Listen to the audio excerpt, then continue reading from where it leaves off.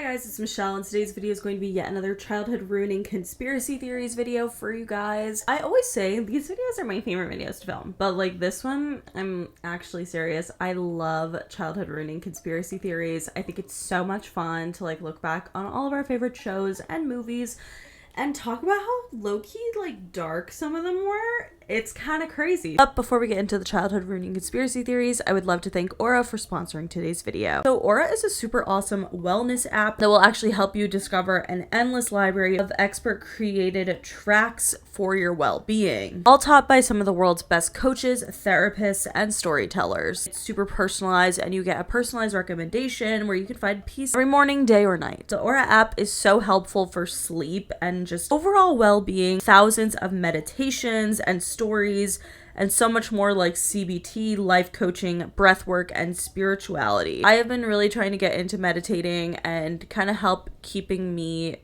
grounded in that way, and Aura has been super helpful for that. I also love the Aura app because they have a lot of like manifestation / gratitude and affirmations that will help you really connect with your spiritual self, which I'm really into spirituality. I love astrology. I love all of this stuff. Connecting in the form of gratitude and affirmations is really helpful to not only like improve your life, but also like your image of yourself. Like it's really just been super helpful.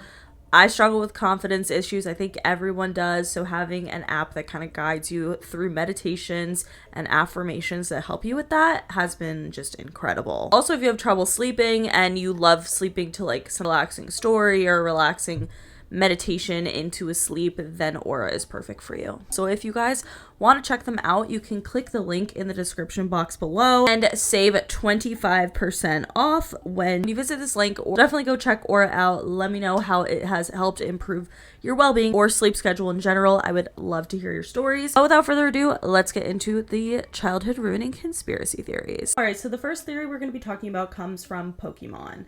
I saw this theory on TikTok and literally it made me so sad that I almost cried. It's basically the theory that Cubones are actually Charmanders. If you're into Pokemon, you obviously know that when a Charmander is born, their Charizard parent is the one who lights the fire on their tail. So the theory gets really dark. The theory goes that when a Charmander is born and their parent dies, that something really dark happens. No Charizard is there to ignite the fire on their tails. Therefore, the Charmander's tail never gets lit and it kind of just sits with the corpse of their mother until it's fully decayed. Since the Charmander does not have the protection of the fire, they put on their parent's skull as a form of protection, and that is what a Cubone is. I don't know that I fully believe this theory, but I will say it is very interesting and it makes somewhat sense. Like a Charmander and a Cubone like definitely look super similar. Like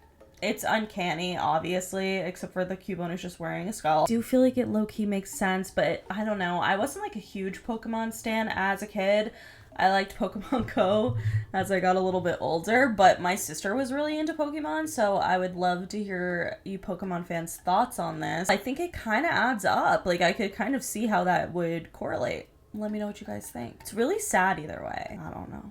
What do you guys think? All right, the next two conspiracy theories come from Phineas and Ferb. Phineas and Ferb was one of my fave shows growing up. I loved this show, and I used to watch it with like my parents. Like literally everyone in the house was a Phineas and Ferb stan. There are some dark conspiracy theories surrounding the show that I actually believe. We'll start with the one that I think is less believable first, and it is the theory that Phineas is actually dead. And it goes on that the entirety of the show actually just takes place in Candace's mind. The theory goes that Candace, Phineas, and Ferb are real-life siblings, and they actually all existed, but Phineas was bullied in school so much, and he got beat up super bad one day that resulted in him dying. This was a day that changed the trajectory of Candace's life forever. The theory continues that Ferb is alive and well, but he always had a disability causing him to be nonverbal. So as a result of Phineas's death, Candace is just using her imagination to picture her brothers in a very happy world where they are stuck in summer and just making crazy experiments, ultimately just living life at their happiest, which was when Phineas and Ferb would get to spend time together during this summer. This also kind of explains like the premise of the show about how summer quite literally never ends, so I think it kind of makes a little bit of sense. Also explains why Phineas and Ferb's mom can never see any of Phineas and Ferb's inventions. They always perfectly happen to disappear right as the mom appears. Whether you want to chalk it up to good timing or what, it's really the idea that they're all just figments of Candace's imagination. Theory goes on with the idea that Dr. Doofenshmirtz, the villain of the series, is actually Candace's psychiatrist. The theory continues that Dr. Doofenshmirtz was actually hired to help Candace cope with Phineas's death. That's the reason why in the series, the person who is always accidentally destroying Phineas and Ferb's invention is Dr. Doofenshmirtz. In real life, Doofenshmirtz is literally shutting down the situations that are happening in Candace's mind, and he is telling her that these are just hallucinations. I don't know. I also hate theories like this because they stress me out, but I would love to hear your guys' thoughts on it because I don't know. I mean, I could kind of see it. It kind of makes sense, and I kind of hate it. So let me know what you guys think. The next Phineas and Ferb theory is one that I actually believe full-heartedly. I think that this is so true, and it's like, it blows my mind that people don't talk about it that much because it's so in your face. Like, it's just there. So the theory is that Dr. Doofenshmirtz is actually Phineas and Candace's real father. There's actually a ton of evidence when it comes to this theory, but starting from the top, we don't know who Candace and Phineas's real father is. As the show explains, Ferb's dad and Phineas and Candace's mom get married, so Phineas and Ferb are stepbrothers. And the only dad that we know of is Ferb's dad. And we also see that they got married when Phineas and Ferb were pretty young, so this might be the only dad that Candace and Phineas ever really knew. I mean, they quite literally call him dad, so I think that speaks for itself. I would say the most damning proof is that it is revealed in an episode of Phineas and Ferb that in the 70s or whatever, I don't know what time period it was, that Linda, Phineas and Candace's mom, and Dr. Doofenshmirtz used to date. Like, they laid it right there for us. Am I right? They went on a date when they were young, so this got conspiracy theorists rolling with the idea that maybe Dr. Doofenshmirtz is Phineas and Candace's real father. Obviously, we can really see the similarities between Phineas and Dr. Doofenshmirtz. I think that they look strikingly similar. I mean, they have the same fucking triangle-shaped head. I feel like that shit's gotta be hereditary, but I don't know. Something that I find even more interesting is looking at Dr. Doofenshmirtz's daughter, Vanessa. Vanessa and Candace look so similar to me that I find that to be very interesting. It adds an interesting little twist if you think that, like, perhaps Phineas and Candace's mother was having an affair with Dr. Doofenshmirtz the whole time, and he possibly doesn't even know that Candace and Phineas are biologically his children. I think that could be a possibility as well. I don't know. I really believe this theory. Also, it's like in Phineas's blood to be an inventor, which is quite literally all that Dr. Doofenshmirtz does. Granted, Phineas is better than him in it, but still, I think it makes a lot of sense. Let me know what you guys think, though, because I don't know. Something about it just gets me. I felt like Candace and Vanessa meeting for the first time, something about it was super sisterly. They both wanted to bust their dad/brothers. I don't know. Something about this theory just feels really accurate to me, but let me know what you guys think. All right, the next conspiracy theory we're going to be talking about comes from the movie Coraline. Technically, Coraline's not a Tim Burton movie, which I feel like is a Mandela effect. And I think I've talked about it being a Mandela effect before. Let me know what you remember. I actually think Coraline probably would have been better if it had been done by Tim Burton, but nonetheless, let's talk about this very dark Coraline theory. So there is a theory that Miss Lovett, Wybie's grandmother, actually used Coraline as bait to save Wybie's life. As we know, Miss Lovett owns the Pink Palace apartments, and she actually never allows families with children to move in. That was until Coraline's family moved in. So you must be wondering, what is the exception? Like, why did she accept Coraline's family to move into the apartments, and why was she keeping children out of them in the first place? Well, we all know that Miss Lovett's twin sister was actually around Coraline's age when she was taken. So the theory goes that Miss Lovett actually knows more than what she's leading on, and like what the Beldam does and what it plans to do. So maybe throughout her years of living at the Pink Palace apartment, she noticed that kids around a very very specific age go missing. In order to protect children everywhere, she decided to not let children move into the apartment complex at all. Once YB turned the age that her sister was, and notably the age that most of the children that the beldam kidnaps are, she decided to finally let tenants move in who have a child that was YB's age as well. And the reason that she did this was in hopes that the beldam would take this child over her grandson. I think this is an interesting theory, and it definitely puts a darker turn and darker spin on YB's grandma. I also do think it makes somewhat sense, because why did Miss Levitt all of the sudden let children move into the Pink Palace apartment? It's definitely something to question. The next Coraline theory I found to be very interesting, and it is the theory that the beldam actually used to be human. According to this theory, the beldam was actually once human and lived at the Pink Palace apartment with her son. The theory continues that her son tragically died on the property of the apartment. Because the beldam was unable to cope with the death of her child, she turned into a twisted monster that would just suck the souls of children, hoping to, I don't know, recreate being a mother. I'm really not sure, I guess, like what her motive would be. The only thing about this theory that I think makes actually a lot of sense is the boy in the blue painting. So in Coraline's house, there is a normal boy in blue in a painting, and he looks very sad. This is believed to be the beldam's son. In the other world, this painting, the boy in the blue, actually looks super happy. And it's kind of the only thing that seems like happier in the other world. So it is definitely important to know, and I would love to hear you guys' theories of, you know, why this is. Theory continues that this boy in blue is the beldam's dead son, but I don't know. I would like to hear your guys' thoughts on this.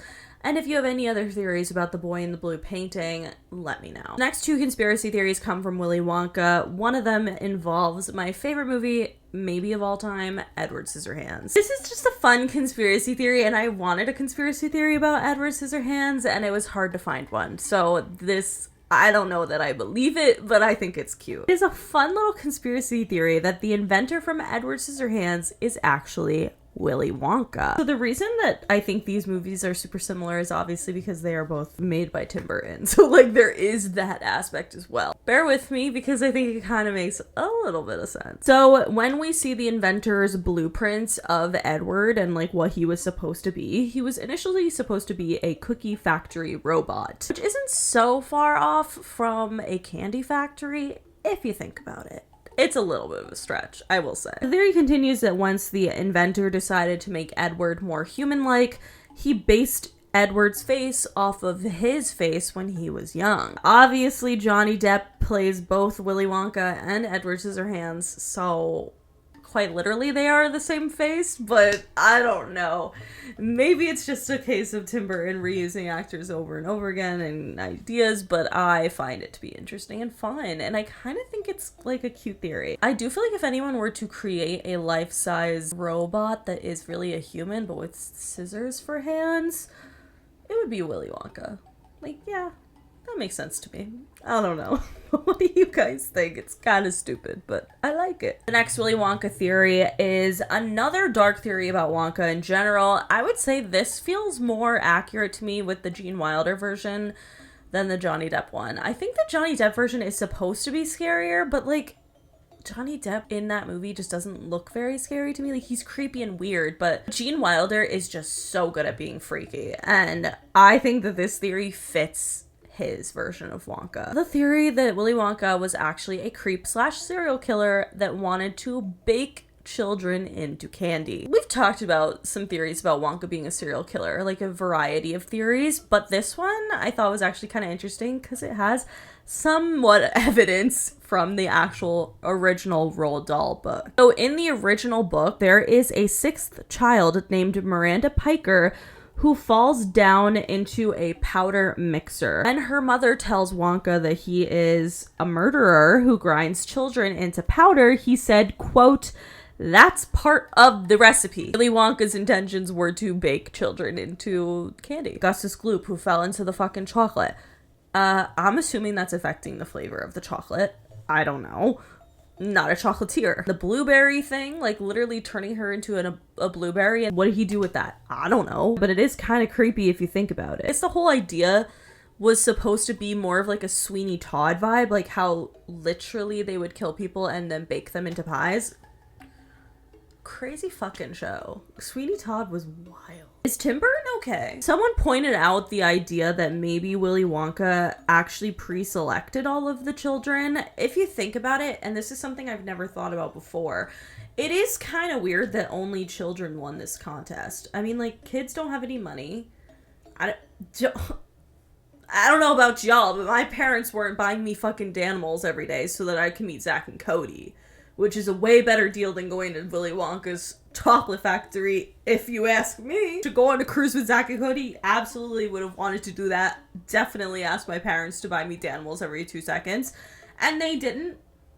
And I don't know whose parents would. So it is interesting to me that all children won this Wonka challenge. I never thought of that. People believe that they pre-selected all of these children, and I think that this makes a lot of sense, because if you also think about it, Wonka throughout the entirety of the movie, it displays how much he dislikes children. Why would he pick children to win this contest? It doesn't really make a lot of sense unless you're thinking of it in a way that Wonka is a serial killer and wants to murder these children and bake them into his candy, because you know what? That was something that has never been done before, and Wonka was continuously trying to top himself with things that have never been done before in candy. I think Willy Wonka definitely has some dark theories going on, and there could be so much dark evidence, and I'm very excited to see, even though I literally posted this on my close friend story, so I'm just like letting you into my close friend's life and things that go on my story, but I posted, I already know Timothée Chalamet's Willy Wonka is gonna give me an ick that I can never recover from. And I stand by that, but I am excited to see it because I think that it is supposed to be a precursor to, like, Charlie and the Chocolate Factory. What happened to Willy Wonka to, like, get him from point A to point B. So maybe there will be some more evidence towards these conspiracy theories, which I would be very interested in hearing. But let me know what you guys think and what your theories are on Wonka. And do you think he's just like a creepy dude, or is he something darker? Let me know. All right, the next 2 theories come from the movie Toy Story. This Toy Story theory I actually thought was very interesting. And it is the idea that the toys are actually immortal and feed off of the joy of children. Obviously, we know because of Monsters, Inc. that this concept is not new to Pixar. This is definitely a thing that they've thought about and made into a movie before, because quite literally monsters run on the fear of children. Like, that's how they get their energy and their supply to fuel their world. So what if Toy Story has a similar idea, but instead of feeding on the fear of children, they feed on like the happiness and the childlike wonder? If you think about it, in life, what if the reason that adults just don't have that childlike wonder anymore, it's not just because of the real world is so dull and like hard and you have to like pay taxes, but it's because your toys quite literally sucked the life out of you, and now you're just a sad adult. And that is why life just becomes so mundane and boring the older you get. I think that this is such an interesting concept, that like toys are like fucking vampires draining children of their energy. I like the theory. I actually think that it makes sense. It fuels the idea of why toys are able to be kept alive and why they get sad when they're abandoned and XYZ. I actually think it makes a lot of sense, but let me know what you guys think. The next theory is that Jessie was actually abandoned by Andy's mom. I'm actually almost positive that this theory is true. Jessie was introduced in Toy Story 2. We see Jessie being quite uninterested with the idea of toys being owned because she had been abandoned many years ago. We see the trauma of Jessie's backstory of a girl named Emily and Jessie who used to play every single day, and Emily just loved Jessie, and then one day she pretty much just abandoned her and grew up. Emily ended up donating Jessie to charity. Well, the theory goes that this Emily grew up to be Andy's mother. There's actually quite a bit of evidence to prove this, but I think the biggest piece is this hat. Jessie wears a little red hat, and in the flashbacks of Jessie and Emily playing together, we see that Emily has one of these hats as well. Well, we also see that Andy has this cowboy hat too, and it looks exactly the same. And where else would he get a cowboy hat than a hand-me-down from his own mom? I don't know. I believe it. I just think this is so interesting and kind of foreshadows like the way that Andy grows up and forgets Woody. Like, it's, I don't know. I see it. I believe it to be true. But let me know what you guys think. All right, the next conspiracy theory comes from SpongeBob. So obviously we've all heard the conspiracy theory. The reason that the Krusty Krab is so secretive about their Krabby Patty secret formula is because Mr. Krabs' secret ingredient is actually crab meat, which explains why he is the only crab in the Bikini Bottom and why his daughter Pearl is a whale. And she's assumingly adopted. Oh my god, I just thought of this. Imagine if Mr. Krabs had his own crab, like, biological family, like a wife and kids and parents and everything, and then he just killed them to make Krabby Patty meat.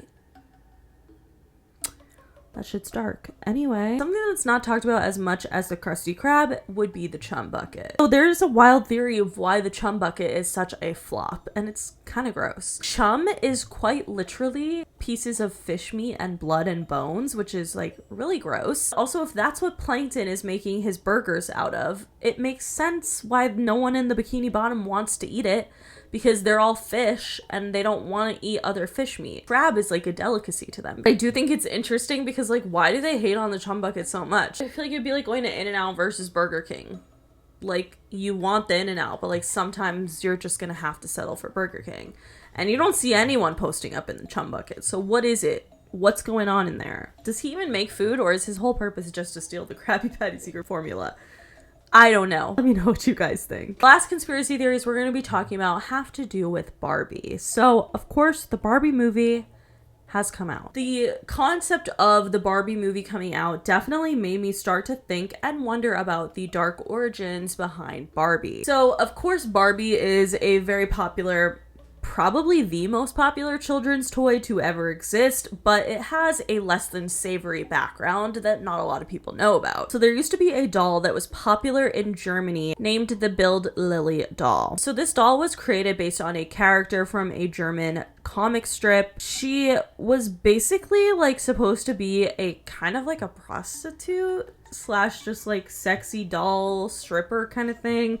It was made up like she was going ready for a night out. This doll was sold in sex stores, and it was like given as gag gifts for bachelor parties, and weird ass men would like have this kind of doll hanging on their rear view mirror in their cars. Nonetheless, that was the doll of the time for adults. Like, it wasn't for children. In 1956, a 15-year-old named Barbara Handler was on vacation in Switzerland with her family, and her parents actually owned a toy company, Mattel, and she came across the Bild Lilly doll in Switzerland and told her mom that she thinks it would be a good idea to make these kind of dolls geared towards children. Mother Ruth Handler, who's the co-founder of Mattel, did agree. She brought the dolls back with her to California and presented them to her team and began working on the original Barbie doll. On March 9th of 1959, Ruth Handler introduced her own adaptation of the doll to the American International Toy Fair in New York City with the first ever doll named Barbie, and it was named Barbie after her daughter Barbara, who was the one who said, hey, this would be a good toy. It's kind of crazy that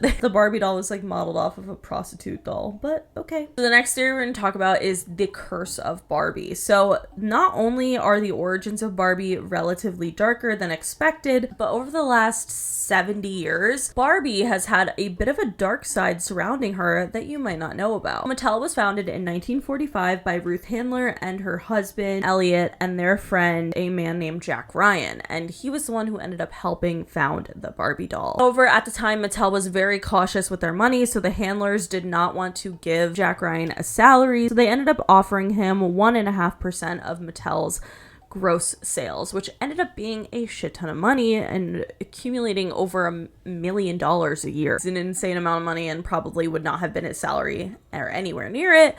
So they ended up really regretting that decision because Mattel unexpectedly really popped off with the creation of Barbie. From the moment that Barbie was created, Handler and Jack Ryan were always at odds about it. They would often fight about who was responsible for actually creating Barbie. Ruth insisted that Barbie was her idea after watching her daughter play with paper dolls, while Jack Ryan claimed that he had come up with the idea himself when he thought about the fact that girls might want a doll that they could look up to and aspire to be. Even though the whole story that we talked about earlier about Ruth Handler bringing back the Bild Lilly doll as somewhat of a prototype that is completely true, it was actually Jack Ryan who developed the technology technology behind Barbie that was able to help her move flexibly. And he was the one who came up with all of her dimensions and like what she should wear, XYZ. By the time they were ready to launch Barbie, Ruth and Jack were still constantly fighting over who started Barbie and whose idea it was, who could be passed as the actual creator of this Barbie doll,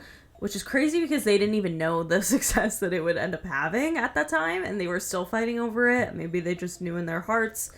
But Jack claimed that he named Barbie after his wife Barbara, while Ruth Handler claimed that she named Barbie after her daughter Barbara. But they were so obnoxious and so obsessed with being the one who created Barbie that like it really got in the way of their partnership. As the success of Barbie and Mattel grew incredibly to just like crazy expectations, Jack Ryan became very obsessed with partying and doing drugs, and ultimately his royalties to the Barbie doll were cut down significantly because of this. Jack Ryan ended up trying to sue Mattel multiple times for millions of dollars, and the whole thing truly turned into a huge mess. And then in the 1970s, the Handlers began being accused of fraud. They were forced to resign from the company that they had created. In February of 1978, Ruth was actually charged with conspiracy and making false statements to the Securities and Exchange Commission, and although she denied these charges at first, she ended up pleading no contest, which is kind of the same as pleading guilty, and she was sentenced to 2,500 hours of community service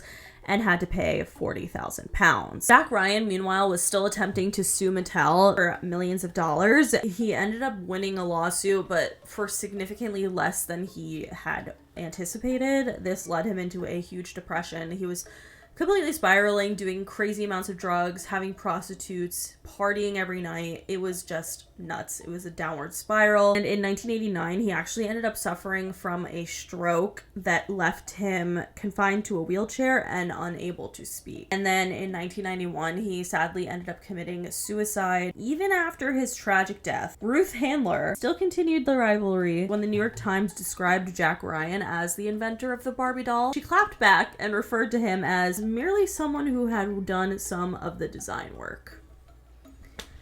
I mean, I don't know. I wonder whose idea it actually was. I feel like it makes more sense for it to be Ruth's idea, but you never know. And honestly, it's just wild to me that like something so simple as like a Barbie doll, because like it's always existed my whole life, had so much dark past. Inventor of it doing drugs and partying and having prostitutes and then being accused of fraud, and then the doll itself being like designed after a prostitute doll that was meant for like adult men. It is so weird. All of it is weird. But that is it for today's video. If you guys liked it, please give it a big thumbs up. Let me know in the comments below what you guys think of these conspiracy theories, and if you have any TV shows or movies that you want me to do research on and look into theories of from our childhoods, please let me know, because I love these videos and they are so fun, and I'm always like, what show should I research now, or what movie? Let me know some of your faves. That is it. Make sure you follow me on Twitter, TikTok, and Instagram, and subscribe for new videos every week, and I will see you guys later. Bye.